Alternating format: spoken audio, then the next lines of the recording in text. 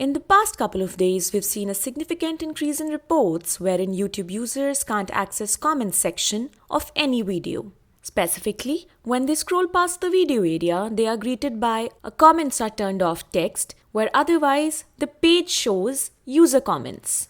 Not only disabled comments, some are complaining about missing descriptions as well. The problem is reasonably widespread at the moment as it is being reported across different browsers.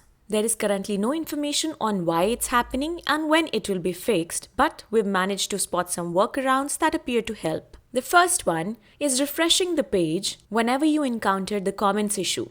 The second workaround is to turn off ad blockers if you're using any. This workaround seems to have worked comparatively for more users. Naturally, many are already labeling this as yet another anti-ad block measure from YouTube. But there is no way to confirm this at the moment as YouTube hasn't officially commented on the situation anywhere so far. However, we won't rule out the possibility as YouTube has indeed been taking many anti-ad block measures for quite some time. Rest assured, we are keeping a close watch on the matter to keep you all updated with the latest. In the meantime, go ahead and try these workarounds and let us know by dropping a comment how it went for you.